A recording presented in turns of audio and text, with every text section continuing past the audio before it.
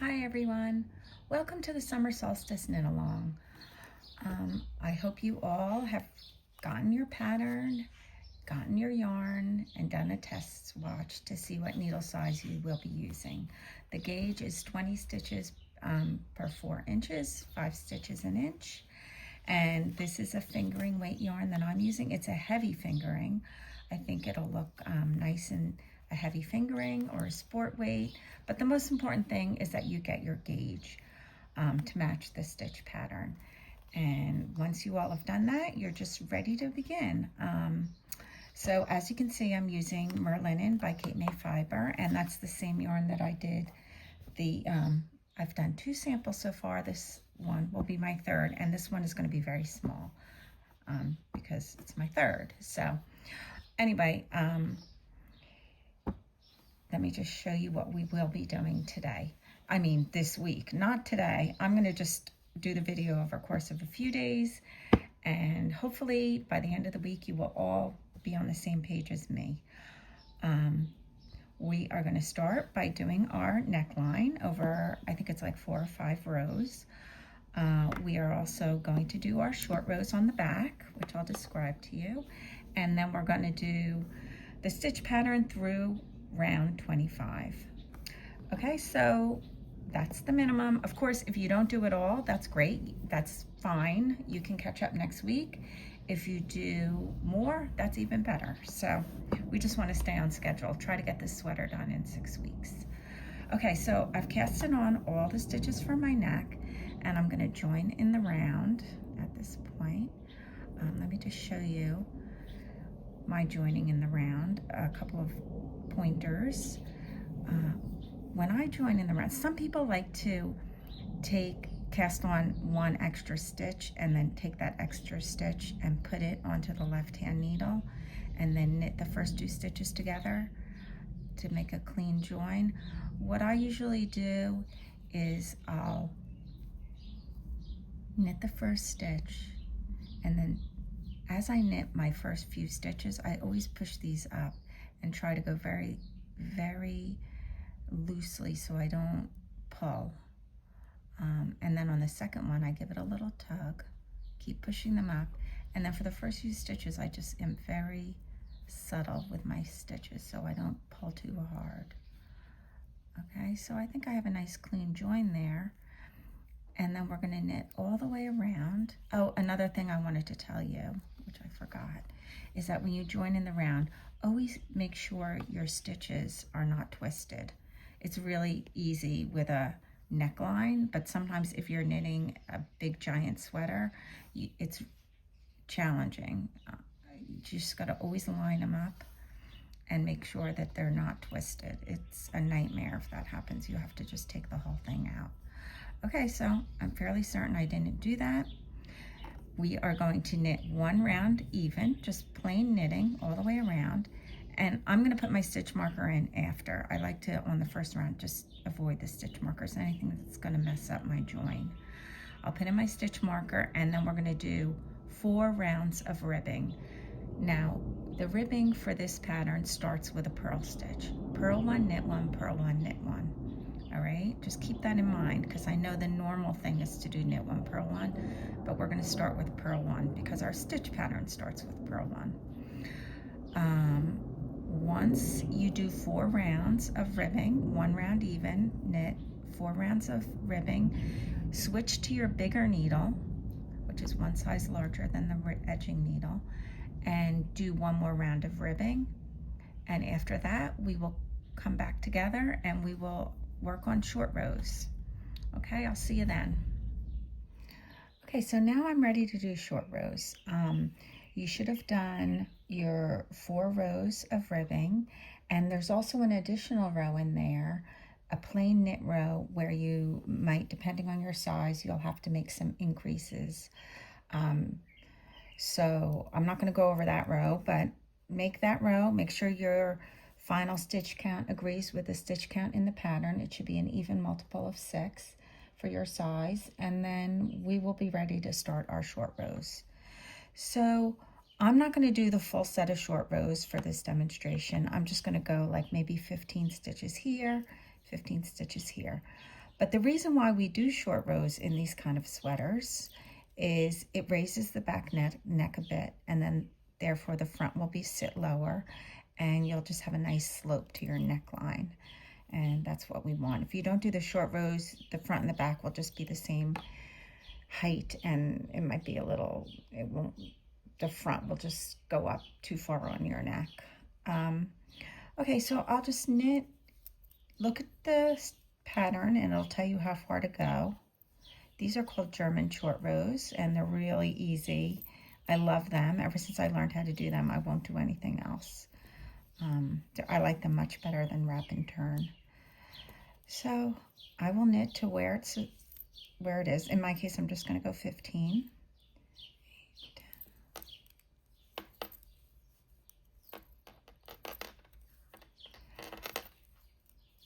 And the main thing you need to know when you do German short rows is that your yarn has to be in front. So you go to where you're supposed to go, turn your work, put your yarn in the front, and that's it. Now the next stitch is going to be a purl. We're doing all these in stockinette, so now we're on the wrong side of the work. We'll slip the first stitch, our yarn is in the front, and then all you have to do is pull your yarn to the back. We're going to be doing a purl, so you wrap it all the way around. Now the stitch that you just slipped, it looks like a little double stitch. Those are the legs, because when we put it onto this needle, we gave it a little tug, and these are the legs of this stitch. Okay, so that's our first short row double stitch. That's what it's called. All right, so now the next thing you want to do, purl back to your beginning, which is 15, 14 more. I made it on the 15th stitch, so 14 back to the start, and then we will purl 15,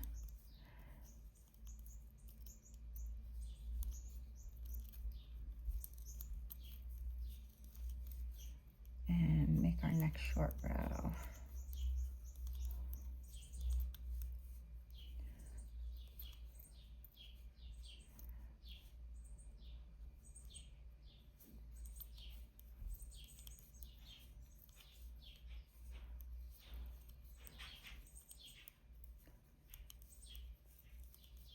Okay, so we're going to do the short row. You turn the work, make sure your yarn is in the front, and now make the double stitch. So we're not going to go like when you're on the purl side, you have to bring your yarn all the way around to the front, because the next stitch we're going to do is a knit. You just slip the stitch, yarn in the front, and then just pull it to the back, ready to do a knit. And you'll see you have the legs there again, just like you did on the purl side. Okay, and that's your double stitch. That's it. It's so simple. And then you knit back to the beginning. So those were the double stitches. I did 2. I guess I could do 1 more. In the pattern, you're doing 8 altogether. And each double stitch will be, you did the first one, then you'll go closer and closer and closer. Obviously, you're going to have a gap here, but they go all the way from here, here, here. And then that gives a nice slope to the back of the neck. Okay. I'm going to just go, instead of 15, I think in this pattern they're 5 stitches apart. So we did 15, now we'll go 10.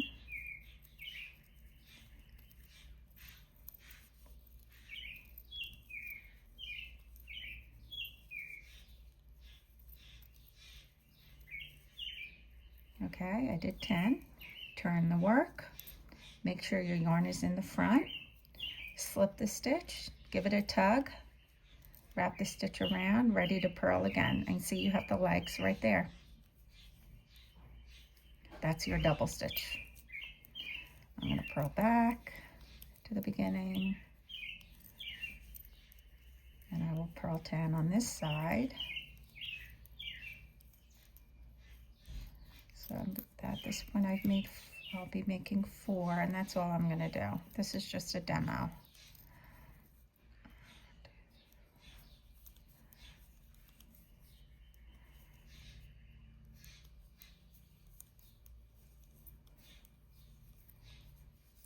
All right. Turn the work. Yarn is at the front. Slip the stitch. See the legs, 2 legs. You don't have to go all the way around because you're just going into a knit. And then knit back to the beginning. Okay, so you do that 8 times. You're going to have 4 on the that you do on this side of your stitch marker and 4 on this side of the stitch marker. Once you're done with all them and you're back at the beginning, you're going to knit 1 final round. And on this final round, you will be resolving these double stitches that you made. Okay, and it's a good idea to keep track of where they are so you really know, you know, like I know I did mine on stitch 10 and on stitch 15, and then you'll have like, I think for most of the patterns it's like 35, 40, 45, you know, it goes in groups of 5s. So keep track, and then you'll know when they're coming up. So when they're coming up, some people even like to put stitch markers to help them, remind them. The stitch is kind of easy to see. Sometimes you might miss it, but it's the double stitch right here. There it is, okay? So you just knit it. It's almost like doing a knit 2 together, but it's a single stitch, but it's got legs. You just knit into those double legs, and then you have that. And that's it. I'll go to the next one and I'll show you. That's called resolving the double stitch. Here it is. See, it's like 2 stitches almost. And I resolved it. And then you go all the way around, and then you'll do it on this side too. Okay, so that's how you do the double stitches. I mean, the short rows. And that's it. So good luck. Get those short rows done, and then I will meet you back here and we'll start talking about the stitch pattern. Okay, here we are ready to work the stitch pattern. I'm hoping that this week we can complete rounds 1 through 25 of the stitch pattern. I did my short rows. Here they are. They look great. And I already did round 1 because round 1 is just a basic knit and purl round. So I'm on round 2. I want to show you some things about round 2. I think in rounds 1 through 25, the only rounds I'm going to really go over with you are rounds 2, 14, 18, and 25, because those are the ones that have some tricky features to them. Okay, so we're on round 2, and it starts off with an increase. I just want to show you the increases. The first one is a right slanting increase, and if you haven't done that before, I'll just show you. Just stick your left hand needle from the back to the front through the strand between the 2 stitches, like this, and then you knit it through the front loop. Sometimes you have to pull it out a little to get it. And you just knit it through the front loop. It makes a twisted stitch, and that's your M1 right leaning. Okay, then the next part is I'm going to purl. Okay, so you see on the stitch pattern, there's this, it's over 3 stitches. It's called a LOK, lifted over knot. And I'll show you how to do it. So you take your right hand needle and you count 3 stitches over, insert the tip of your right hand needle into that stitch, and you pull it over the top of your needle like this. And then you have 2 stitches left. You made like a little loop there, and you just go knit, yarn over, knit, and that's your lifted over knot. Okay, so then the next thing, you purl, and then we're going to do a left leaning increase. With a left leaning increase, you insert your left hand needle from front to back through the strand between these 2 stitches, and you knit through the back loop like this. Oh shoot, there we go. Okay, so that was the first repeat, and I'll do another one to show you again. You knit 1, and then we're going to start right over with the right M1R, insert your left hand needle from back to front, and then knit through the front loop, give it a tug, and then knit it, purl 1,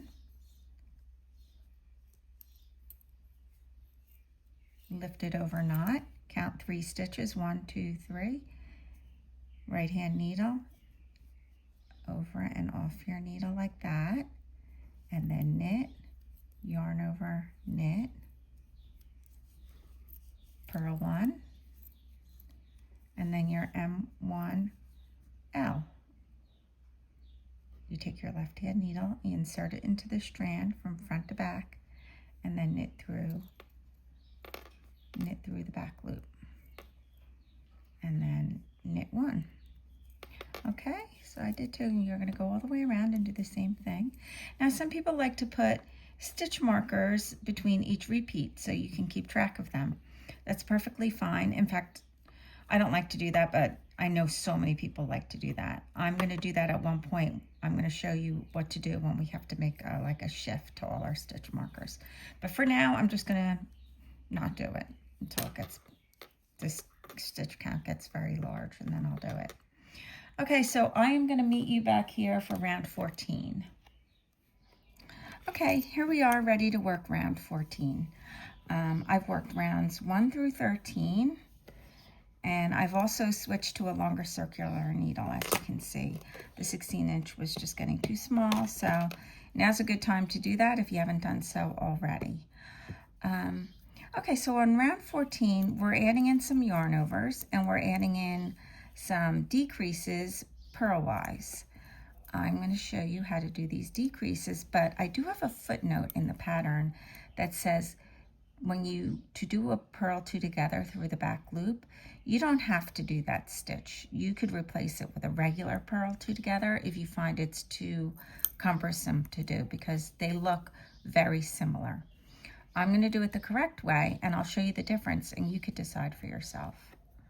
Okay, so we start out with knit 2, and then the purl 2 together through the back loop looks like this. You have to kind of get your stitches up and hold them together, and take your right hand needle from behind and grab both the strands through the back loop and then purl them. Okay, and that's how it works. And then I did it. Then we go to the back again, and we're going to do a lifted over knot.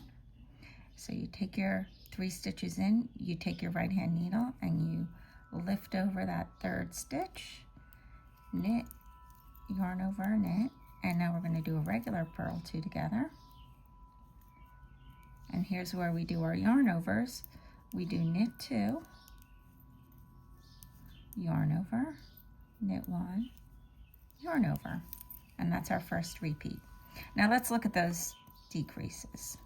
So you can see on the left leaning one, the purl 2 together through the back loop, the only place you really see a difference is underneath in the stitches that were gathered together. I guess it looks like there's a strand here that leans to the left. And then on the right leaning one, you can barely see anything. It kind of looks like it leans to the right. So it's very subtle. It doesn't really make a big difference, but go for it. If you want to do them that way, that's great. In fact, I'm going to show you another one. All right, so now let's do our next repeat. It's knit. I dropped a stitch. Knit 2. Purl 2 together through the back loop. We're just going to go to the back and purl them together. Okay. Now we do our lifted over knot.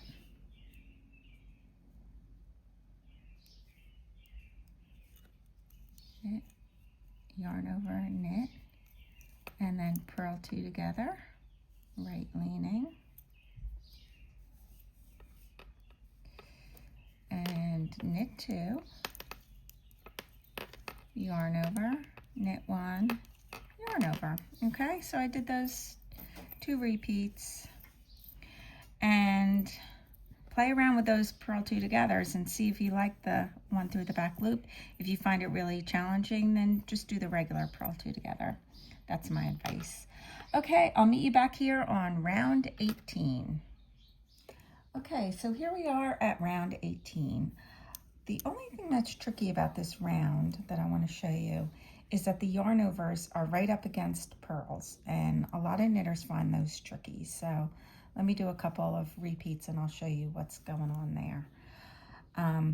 The way the stitch pattern is developing is we have these yarn overs that are growing. They're getting bigger. They're just going out and out and out, and then at the rest of the pattern, they're just going to go closer and closer together. So right now they're getting more spread apart.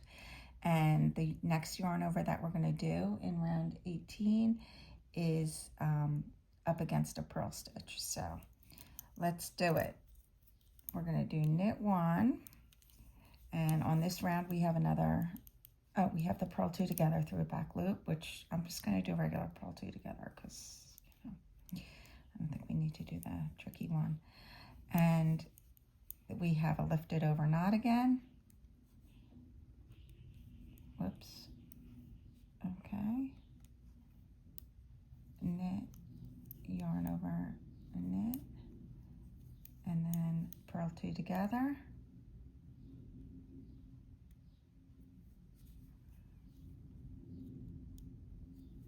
Okay.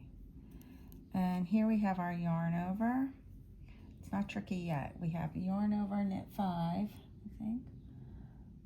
1, 2, 3, 4, 5. Now here's where it gets tricky. So normally we do a yarn over, and when it's into a knit, you just wrap your yarn around like this. You're in the back, and you just take your yarn and you wrap it around the needle and knit. But since we're going into a purl, you have to do a little bit more of a twist. You go around and then to the front. So it goes all the way around. And now we do our purl two together. Okay, let me show you another one. Lift it over knot, knit, yarn over knit. See how I'm doing it just a regular yarn over, and it just goes to the back. But when there's a purl stitch involved, purl two together,